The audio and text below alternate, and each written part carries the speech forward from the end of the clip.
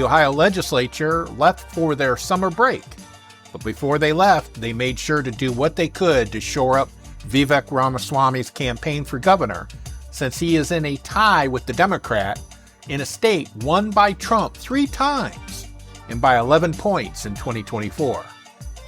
They jumped on the Medicaid fraud bandwagon, messed with our elections again, and hoped that we forgot about the Trump Epstein files.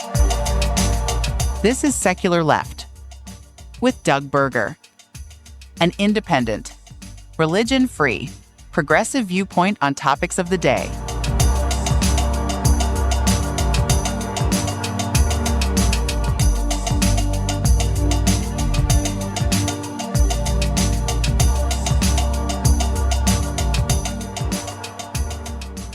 Here in 2026, Ohio is having a governor's race. Mike DeWine, the current governor, is term limited. So at the end of his term, at the end of this year, he is moving on to greener pastures, probably to be a lobbyist for some organization somewhere and making a lot of money on the speaking circuit. Who knows? Or maybe him and Fran are just going to go on vacation. So we got to have a new governor. And there are 2 candidates that are running that passed the primary. We have, for the Democrats, we have Dr. Amy Acton, who I've talked about previously. She was the director of the Department of State, the Ohio Department of Health, during the initial stages of the pandemic back in 2020. She was forced to resign in 2020 because they wanted her to lie about the pandemic so that they could open up the businesses when the Republicans stopped listening to the science, which was probably within a couple of months after it started. And they wanted her to sign some orders that she didn't feel were ethically something that she should sign, so she resigned instead. Also, the death threats and the people protesting outside her house at the time also played a part in it, which I can imagine would scare anybody if you had a bunch of MAGA people protesting outside your house. And then on the Republican side, we have Vivek Ramaswamy. He is an American citizen, contrary to some of the conspiracy theories from some of the racist MAGA people. Ramaswamy is an American citizen. He was born in the United States. He grew up in Cincinnati. His parents were green card or had green cards at the time of his birth. So even the argument about him being illegal or Trump has been wanting to get rid of birthright citizenship, even if that stuff went through, it wouldn't affect Ramaswamy because, again, his parents had green cards, and that is one of the exceptions that they made in the executive order. Now, that's not saying that they wouldn't change it later on, but anyway. So you have that. You also have the fact that Ramaswamy is a tech bro. He has never had a real job. You know, he's never worked in a factory. He's never done landscaping. Maybe he's mowed a lawn, but he's never made money from it. He made his money through the old-fashioned way on the backs of other people. There was a report out that there was an old-timer drug that a company that he controlled purchased that they were going to put out, and kind of find out that the reason why the biotech firm that sold it to them sold it was because it wasn't viable, and he ended up fleecing some investors when they gave up on it. He's also talked smack about Ohio workers, saying that they're lazy, and he said that's one reason why he moved his companies to Texas, because the Ohio worker was mediocre at best. Let's see, what else? Oh, he doesn't understand climate change. He doesn't understand how coal works. I highlighted that in a previous story about him, where he's talking about getting the coal, building new coal power stations, and how that's not even going to be possible. And so then the other thing too is that a lot of, Ohio's legislature has been under the control of the Republicans since 2011. They've held every single office at least since 2015. And they have a supermajority in the legislature. So anything that the Republicans want to do, they can do without Democrats, without Democratic votes. And they've done pretty much everything that they've wanted to do without votes. And that's hurt a lot of people. And we know we know that's a fact, because they have the gender affirming care ban, and they tried to ban abortion, and the good stuff, the stuff that nobody really cares about except for religious extremist Christian nationalists. They want to do the drag ban. They don't want to do anything to make things affordable. We had the bribery scandal with First Energy, the electric company in Northeast Ohio. Only 2 people have gone to jail for it. And it looks like even Mike DeWine and John Husted, who's the current U.S. Senator, was involved in that scheme, and nothing's happened to them. And so they like to think, because they are in charge of everything, that Ohio is a Republican state, core, like red. And it's not. It's more purple, because we have some deeply blue areas like Cleveland, Toledo, Cincinnati, Columbus, and Athens area down in southern Ohio.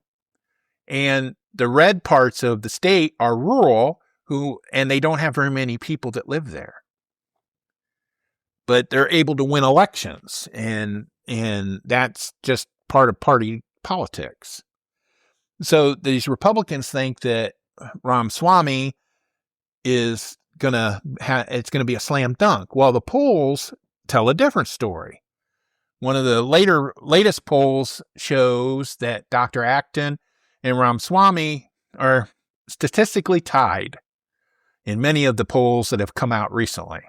They're each about 48, 47% apart, and it's within the margin of error. The margin of error is like 2 or 3 points. And so they're statistically tied. And you're like, how can that be? Well, part of it has to do with people think that Donald Trump is the worst president in the world, and he is, most corrupt, and that stain taints the Republican brand around the country. So that plays a part in it. The other thing that plays a part in it is that Ramaswamy is a foreigner who is a tech bro, and these bigots out in the country of Ohio don't trust him. And so they're not real enthusiastic about him. He has a chance to win. I think Dr. Acton has a chance to win as well. And they've tried to smear her every which way but loose. Talking about how she closed schools and robbed kids of their education and blah, blah, blah, which wasn't true. And I talked about that in a previous episode. So the latest thing that they're doing now, if we remember from 2024, when J.D. Vance came to Springfield and talked about the Haitian immigrants eating dogs and eating cats, and then it matriculated into the June presidential debate where Trump is standing there going, they're eating the cats, they're eating the dogs. So basically they were using manipulation to kind of gin up some outrage that they thought would help their candidate. And in 2024, Kamala Harris lost to Trump in Ohio by 11 points. If you win by double digits, okay. Well, so Ramaswamy should not be statistically tied with Dr. Acton. He should have a pretty good, sizable lead if we believe the Republicans when they talk about how great they are and how Ohioans keep electing them, even though they gerrymandered the districts and they're trying to suppress the vote with all these anti-voting measures. And so there's a couple things that they're doing to try to secure the victory for Ramaswamy. The first thing that they're doing is they're putting an amendment, or trying to put, it hasn't officially happened yet, but it probably will, put a Ohio constitutional amendment on the ballot to enshrine requiring a photo ID to vote, This amendment would also not obligate the legislature to allow early voting or mail-in voting. So we know that they're going to get rid of it as soon as this amendment passes, if it passes. And so that's one of the things they're doing. So they're trying to bring out people to vote and trying to bring out their base to come out to vote. And the second thing that they did was they had this big, huge press conference in Columbus, and they had federal law enforcement. They had included Todd Blanche, who is the interim attorney general. They had Dr. Oz, who is the guy that's in charge of Medicare and Medicaid. They had Kash Patel, the nominal person in charge of the FBI. And it says, federal law enforcement officials joined Ohio leaders to announce a slew of fraud busts. The national politicians praised Governor Mike DeWine for his work and dissed the GOP legislators who had been blaming him for allegations of Medicaid fraud. So that's the big thing, is they're ginning up this outrage, or trying to gin up this outrage for Medicaid fraud. Using that, now stay with me here, they're trying to use that to encourage people to vote for them so they can take care of the fraud and get rid of the fraud, the Republicans. Even though the Republicans have been in charge of the State House since 2011. They've had every office in the state since at least 2015. But yet, they aren't taking the blame for the fraud.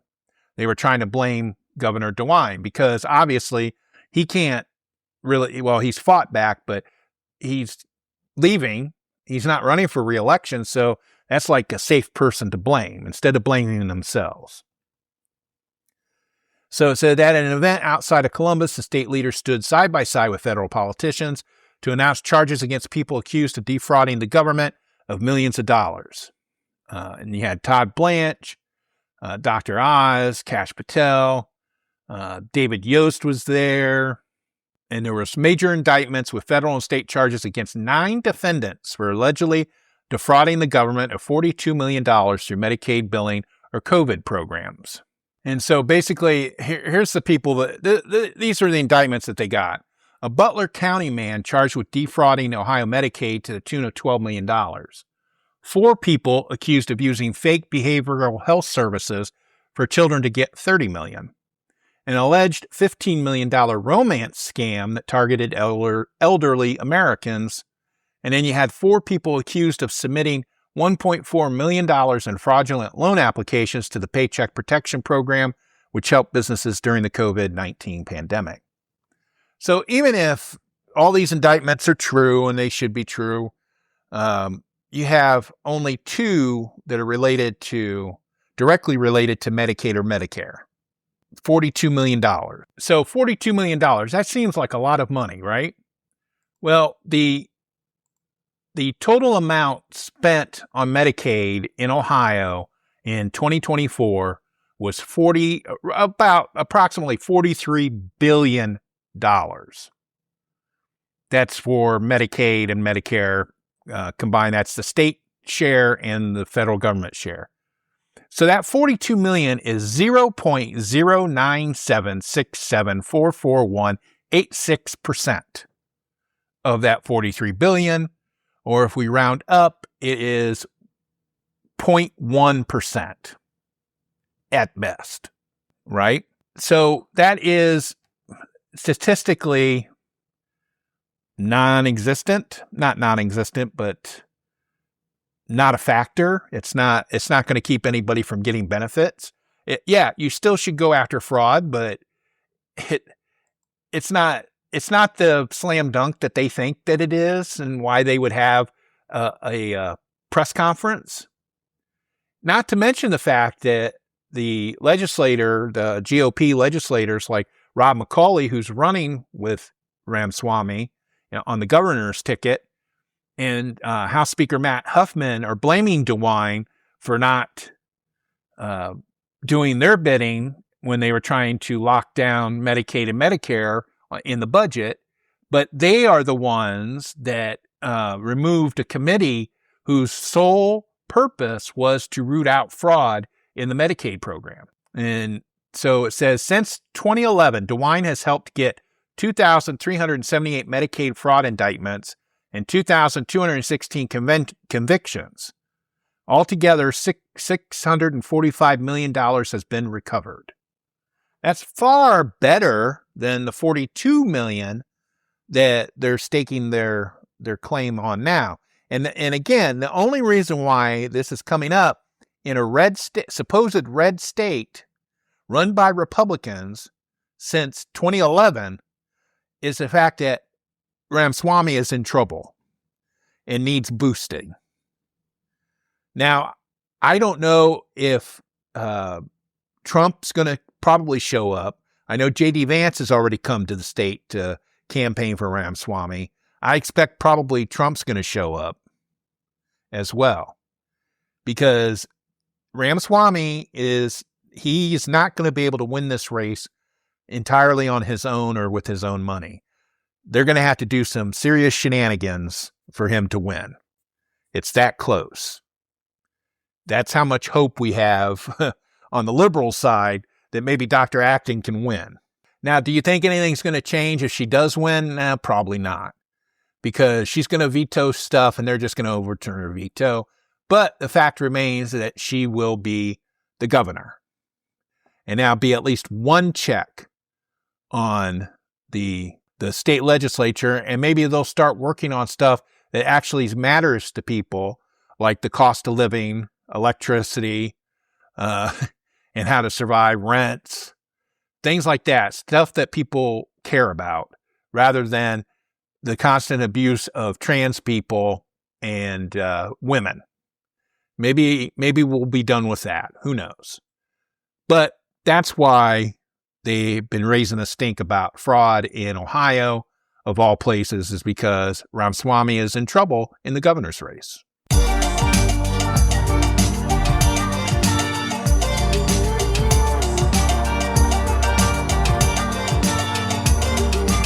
For more information on the topics in this episode and the links used, visit secularleft.us.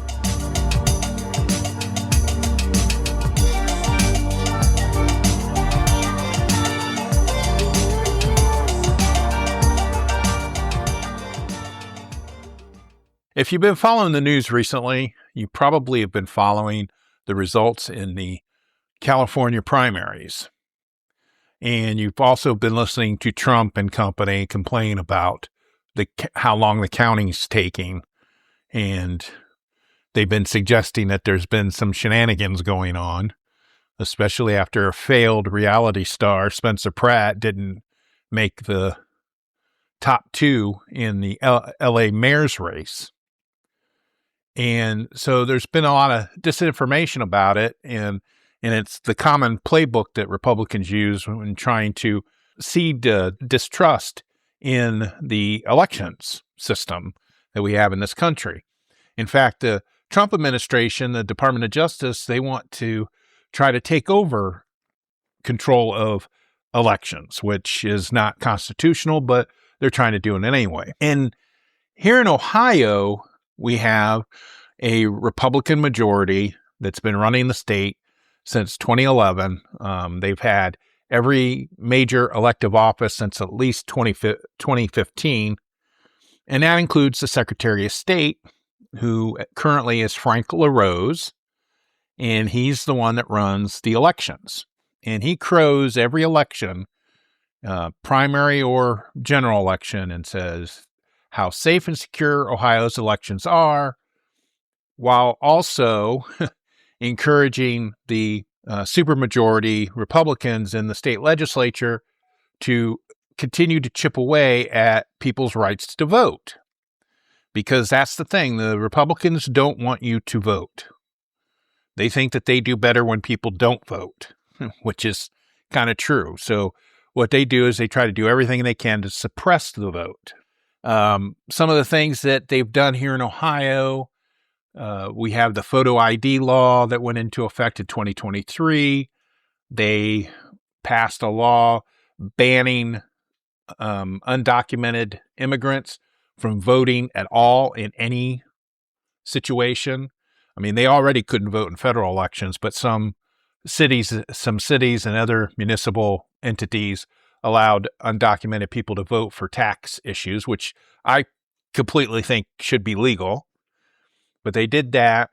We used to have a decent mail-in ballot limit of 7 days, that if it was postmarked on the day of the election, it had 7 days to arrive to be counted. They got rid of that just recently. So now absentee ballots have to arrive on election day or they don't get counted. We used to have a generous ballot curing process that if you didn't have an ID or something was wrong and you had to vote provisional, you would get 10 days to cure your ballot. Now it's 3 days or 4 days. Let's say the election's on a Tuesday, you have until that next Saturday to fix whatever was wrong. Like if you didn't have your ID with you or something like that. So that's what they've been doing. They've been chipping away at these things on and on and on and on.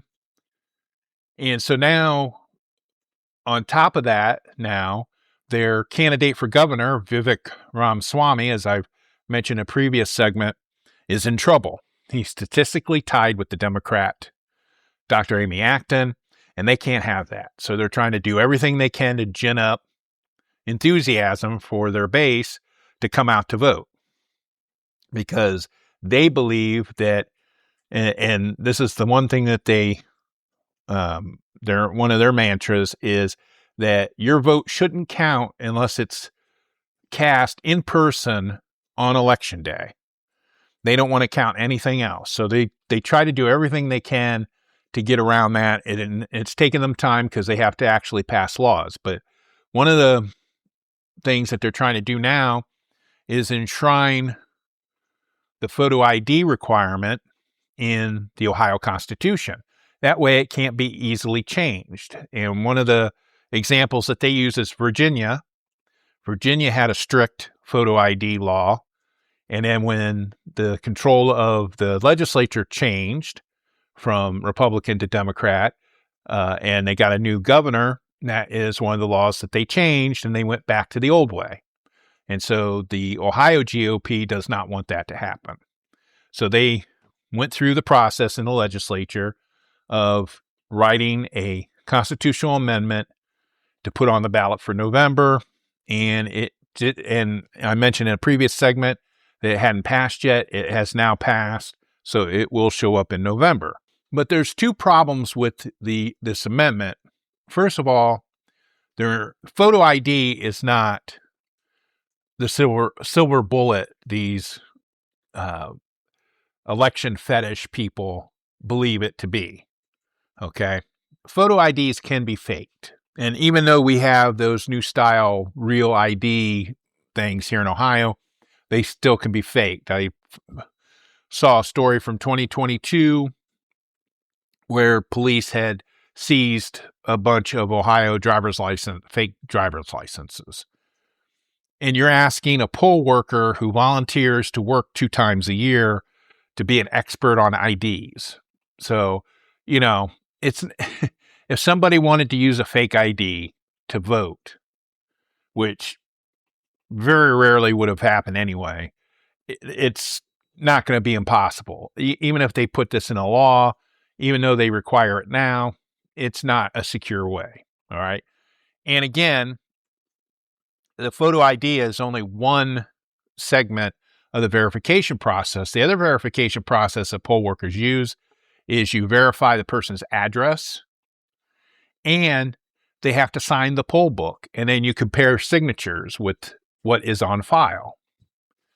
So that's one of the problems with this constitutional amendment. The other problem is that the current state law that requires photo ID also allows for people to obtain free state IDs to vote that they don't have to pay a fee for.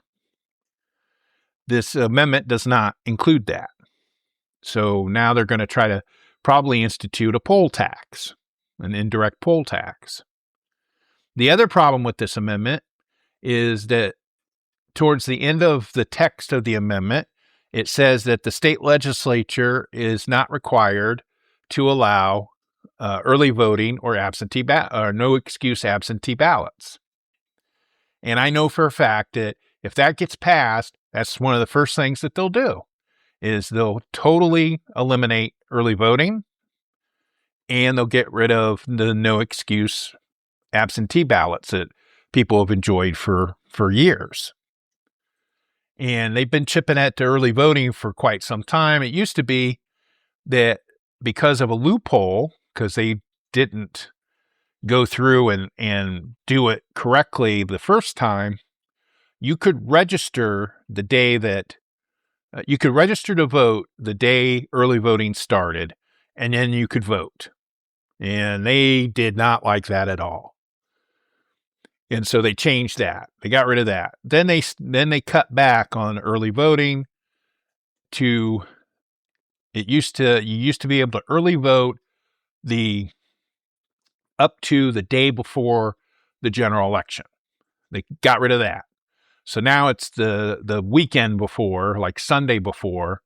There's no early voting on Monday, and then you have the general election. So they cut that back.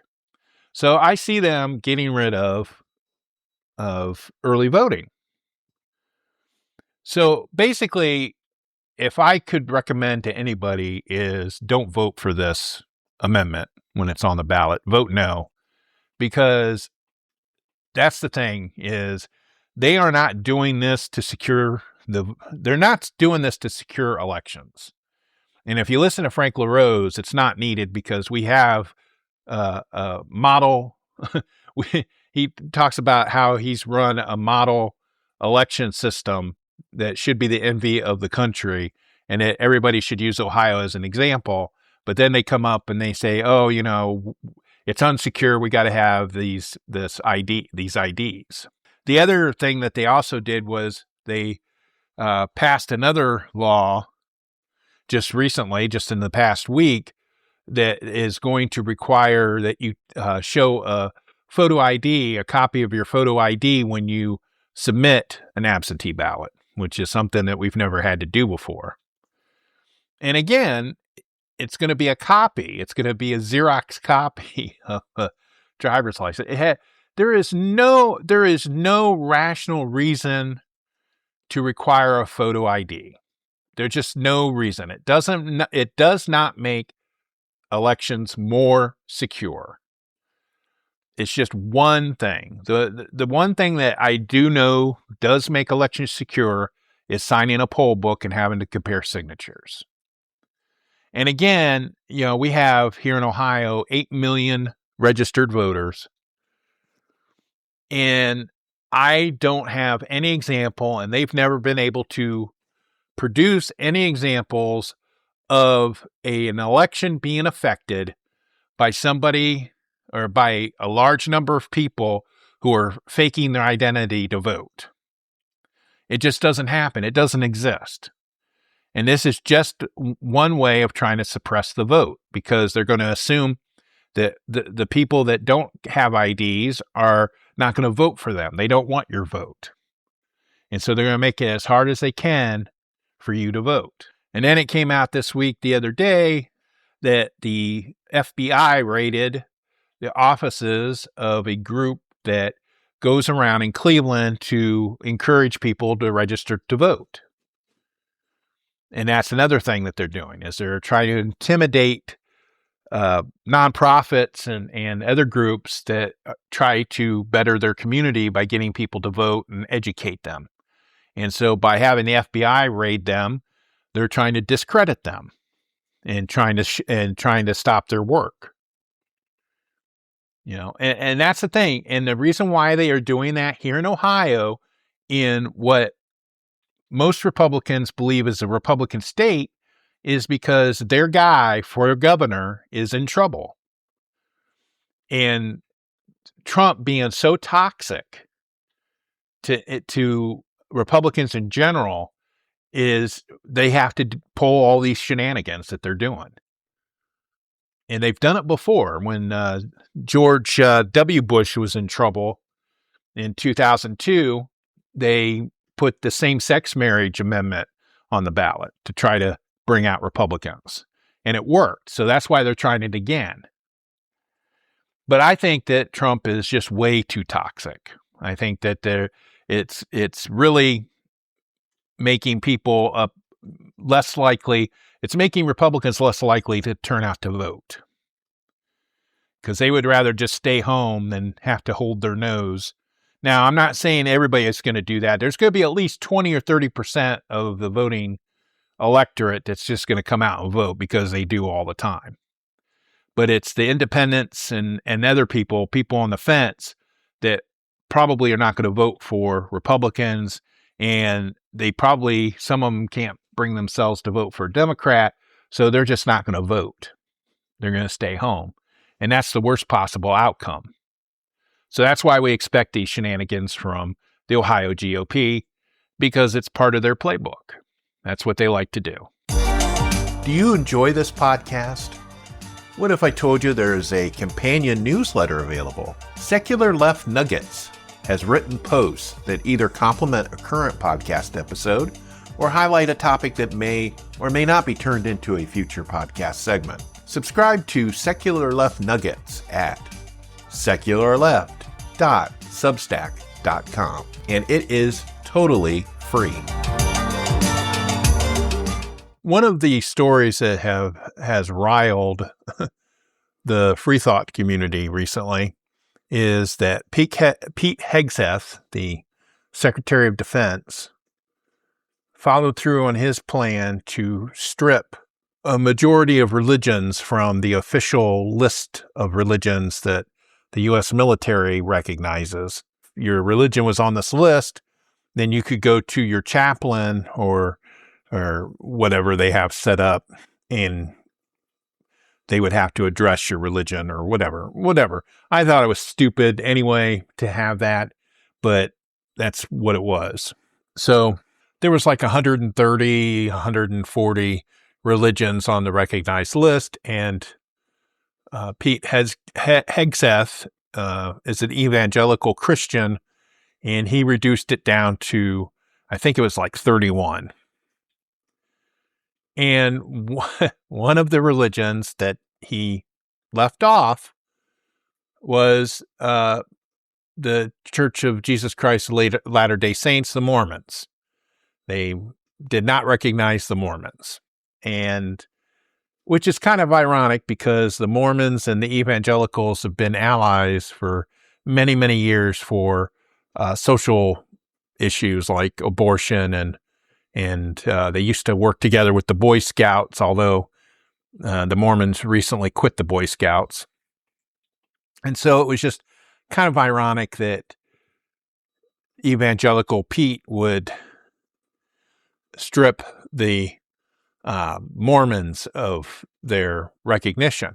So I believe it was Senator Mike Lee in the U.S. Senate, who is a member of the Mormon Church, raised holy heck about it and complained. And so what they did was, is it didn't surprise me that Pete Hegseth did that, because evangelical Christians, and these are the people that don't believe that women should have the vote and that men should lead their families, etc., everything that Pete believes in. But these evangelicals don't believe Mormons are Christians. They believe it's a wackadoodle religion or wackadoodle church. Now, being an atheist, I think it's all wackadoodle, but that's what the evangelicals think, is Mormons are not Christian. So that's why they got left off the list. And so the Senator Mike Lee raised a conniption fit about it, called Donald Trump personally to get them to change it. And eventually they did, but in a funny, twisty way. So what the Department of Defense did is they restored Mormonism to the list of recognized religions. But what they did was they removed the Christian label from the list of religions that were originally under the Christian label. So they included Mormonism in the list of recognized religions, but they still twisted it and would not label it as Christian. And what was also funny about it was that Mike Lee then crowed about it in a press release and claimed a victory, that he got the Department of Defense to recognize Mormon, got it restored to their list. Even though, did he really win? I don't think he really did, because the Department of Defense still doesn't believe that Mormonism is a Christian religion. And so I just thought that was, of all the crappy stuff Pete Hegseth has done since he became Secretary of Defense, and the fact that he is not even competent to run that department, it was just hysterical. I got so much joy out of it. I like it when I love it when the religious extremists fight each other. It's so much fun, and I get immense pleasure out of it. You are listening to the Secular Left podcast. One of the state law or proposed state laws that I've been promoting the last few months, it was Senate Bill 341 here in Ohio, and it would ban child marriage. Basically, it would change Ohio state law and require that both parties in a marriage be 18 years or older. And the reason being, there's more than a couple of reasons. One is that child marriage is at least one vector used in human trafficking. In some countries, you have older men, sometimes old men marrying underage girls in order to transport them to another country or another state, because usually authorities don't question a husband and wife traveling together. So you have that. The other thing that is a problem is you might have some unethical parents selling off their children for money or drugs or some other kind of consideration, forcing them to get married in order to complete the transaction. You also have some religious sects, some that are like that. The Mormon church, not the official Mormon church, but one of the offshoot Mormon groups. That's one of their things, is they marry young girls. You also see that in some of the people that are called the travelers, the Irish clan people. They sometimes marry young girls off. And then the other reason to ban child marriage is that if a young girl under the age of 18 gets married, she basically has no power. She has no rights. Because in this country, in the United States, you don't have very many powers unless you are over the age of 18 and older. Like signing a contract, getting divorced. You can't get divorced unless you're over 18. You can't own property unless you're over 18. And so you've got these young girls that don't have any power, that are in a power dynamic that they don't get any benefit from. So that's another reason why you should ban child marriage. So the advocacy group Unchained at Last from New Jersey worked with a couple of state legislators, a Democrat and a Republican, and got this Senate Bill 341 introduced. So it's in the Judiciary Committee, and it had gone through 4 hearings. And I personally had submitted some written testimony in support of it. It got 0 public opposition to it. Nobody wrote testimony opposing it. Nobody showed up in person to oppose it. Nothing. There was nothing in the record of the committee record, that there was any public opposition to this bill. So it got to the 4th hearing, and usually in Ohio, the 4th hearing is for anybody else that wants to comment about it. And then it was open for a possible vote. So they I'm watching it on the Ohio channel, which is our legislature live stream, and the committee, and he introduces the bill. He asks if there's anybody to talk about it, and he says, seeing nobody, then let's move on. And then he moved on to the next bill, and I was shocked. I was like, what's going on? It was supposed to get a vote. Nobody made a motion or anything. Come to find out afterwards that the bill was pulled from the committee's agenda at the last minute with no publicity, quietly. And it seemed that there was a group of senators who requested that it be pulled, that they opposed it, that they were going to block it. And I only know of one person one senator that publicly came out against it, and that was in a news article, and I'll have the news article about it put up on the show notes. But one of the arguments that I heard from the grapevine was that there were some senators concerned that it would affect the Amish community. Ohio has a large Amish community through the central and northern part of the state, and they are an insular community. They don't have in most cases, they don't use electricity. They also have a thing about being photographed, so they don't have photo IDs. And they still use horse and buggies, and they farm with ox and horses, and they use old style implements, that sort of thing. And so the inference was that the Amish marry young, and if they pass this bill, it would keep them from doing it. Well, that just didn't seem right to me.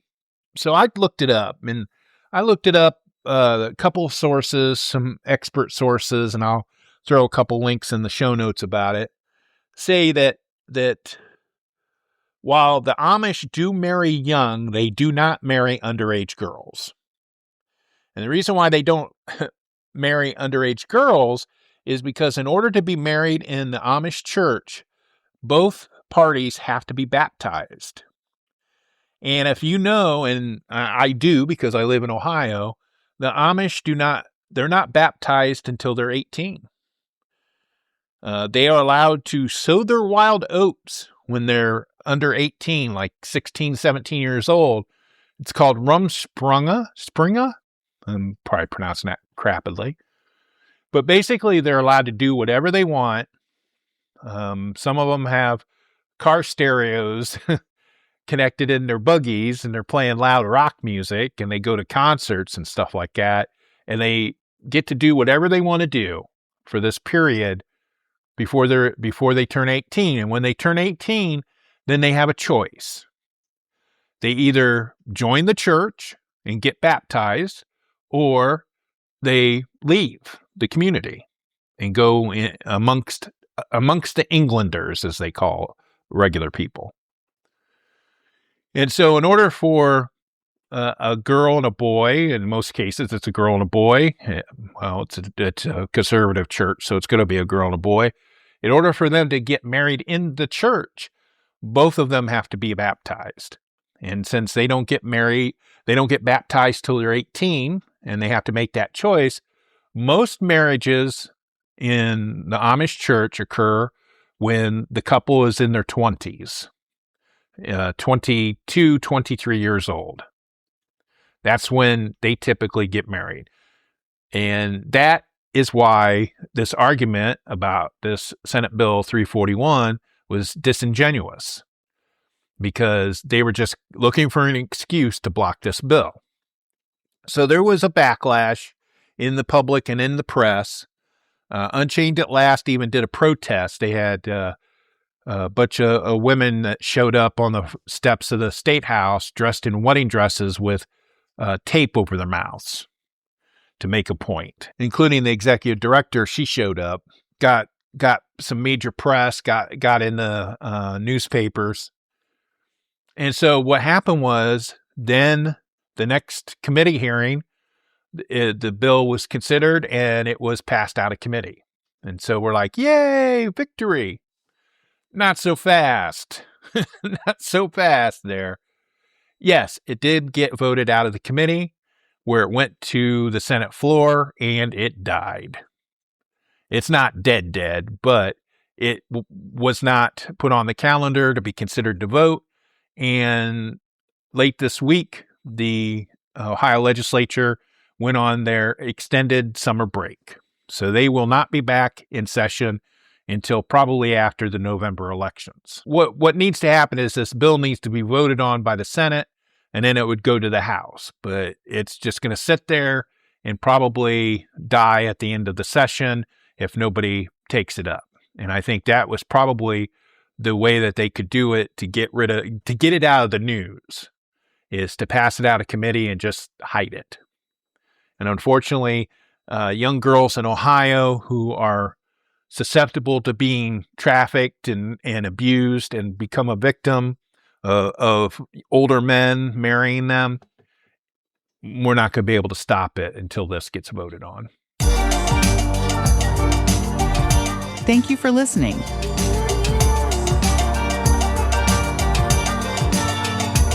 Secular Left is hosted, written, and produced by Doug Berger, and he is solely responsible for the content.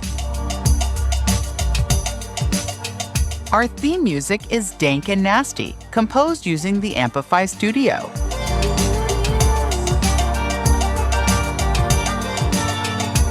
For more information on the topics in this episode and the links used, visit secularleft.us.